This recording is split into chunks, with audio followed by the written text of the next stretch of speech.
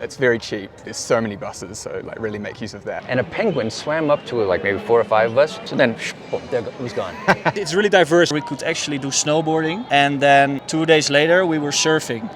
We're here today in the city of Quito, and we're going to interview foreigners. I'm from New Zealand. I'm from France. I'm from Seattle, Washington. I'm from Virginia. I'm from Germany, at the south of Germany. I live at the frontier to Switzerland. We are from Holland. I'm from Amsterdam, and Tim is from? I'm from Scheveningen. It's a small beach town close to The Hague. To ask them what things you need to know for when you come to Ecuador. Nice to meet you, Ace. Tom.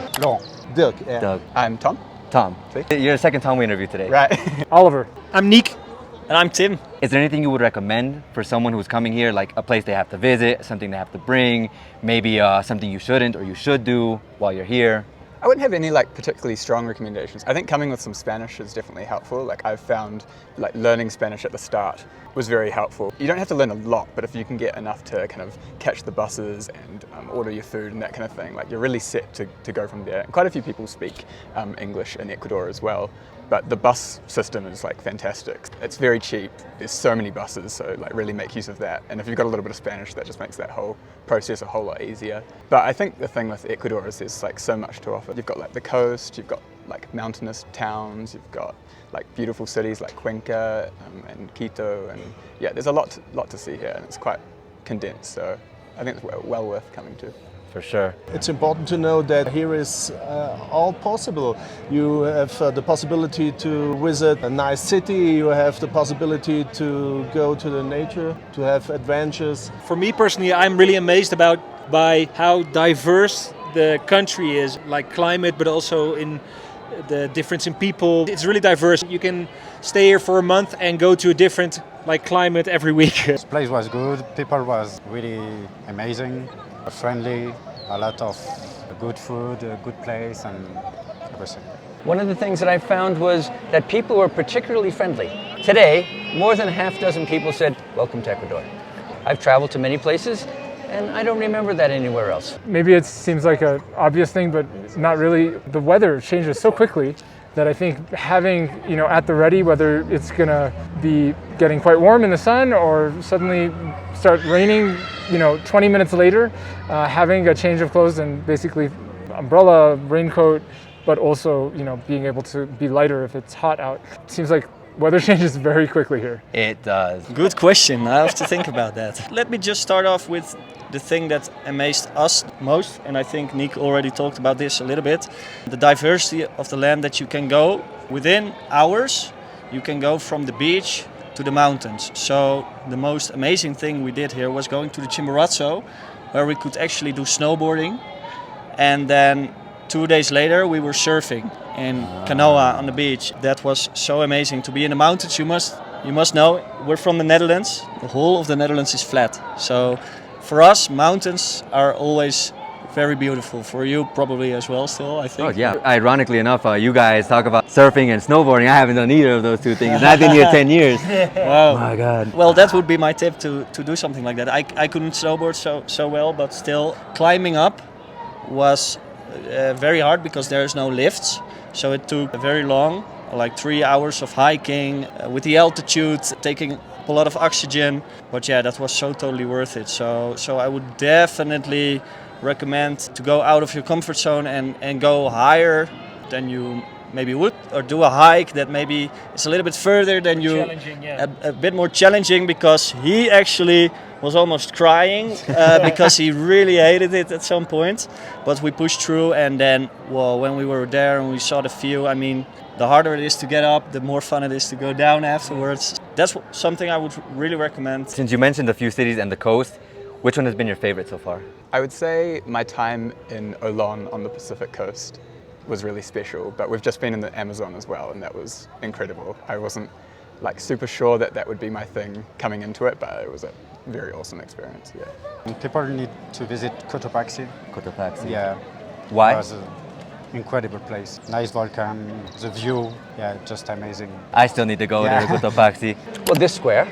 So if you're in Quito, this is the place. And so this square was one of the most interesting places, and the architecture is really, it kind of reminds me a little bit of Europe, but there's a distinctly Latin flavor, Latin American flavor. As it should be. As it should be. And the Galapagos were amazing. How long were you in the Galapagos? 8 days. 8 days, wow. Like every day you went hiking on some island, maybe once or twice, and you went snorkeling once or twice. And so you had a chance to see animals in a situation where they were extraordinarily friendly. I think it was in Santa Cruz. You get on the island and there are sea lions and they're walking around the dock, or they're sleeping on the dock. Or we went out and we were swimming, and a penguin swam up to like maybe 4 or 5 of us and was there playing with us, and then boom, there it was gone. We saw sharks too, and they would just come by, and it was a very, very, the zoo will never be the same. Is there anything else you'd like to say? I kind of struggled with, and that's mostly in the beginning of our trip, when we arrived in Quito. I heard from a lot of people that you get robbed here easily, that you should watch your stuff. Eventually nothing happened, so that's kind of the thing that I struggled with. So basically the preparation, the thought of something happening, but nothing has happened yet. Nothing has happened, no, not at all. And we didn't come into a situation where it got sketchy or whatever. So nothing happened, but I think it's also because of the stories and maybe in the evening kind of a little bit dodgy people in the streets that I get a little bit too alert, I think, on things going wrong. But nothing happened so far. That's good. It's because you're prepared, because when they see that you're not prepared, that's when things happen. Like mostly been eating like local food out, and that's been a real experience. It's a lot different from what we get home. Yeah. Is there any food in specific that you really Yeah, liked? I loved ceviche. Ah. It's really yum. Yeah, that's something we don't have at home. So You're a that's pretty ceviche awesome. fan. Yeah. Did you try encebollado? No, I don't think so. Damn. It's important that you like other countries, other styles to live. What really surprised me was the amount of tourists, because we were walking around here the first days and we nearly didn't see any tourists. So this also made this feeling of discomfort a bit bigger, I think, but at the same time this makes the experience, of course, a bit nicer, because, well, people are always looking for the non-touristic experience, feeling like you're in a place that's not too touristic, and I think Ecuador really has that, in my opinion. Maybe it's because we're not in the high season, I don't know. But this made us come into contact with locals a lot more. And even though we don't speak Spanish, nowadays with the technology we can just use Google Translate. And that's so nice because, well, we got to communicate with a lot of local people. Our driver, who brought us all the way to Riobamba, actually invited us to come over to his mom's house and to his mother-in-law's house. So we got an insight of how people live in the campo, in the countryside. And that's what amazed me a lot. So my advice would be, when you're in a country like this, try to indulge yourself with some local people that can talk about their culture as well, because that way you learn a lot, I think. And yeah, it's also nice to make some friends over here. Yeah, it's always cool. And I think the reason why that happened more to us is because we were not in contact so much with tourists, because it's really easy to just find some tourists and then hang out together. But yeah, I think those are the most amazing experiences for us as well. So those were the experiences and things that foreigners think you need to know when coming to Ecuador. But if you'd like to know what Ecuadorians think is strange about foreign countries, then definitely check out this video next.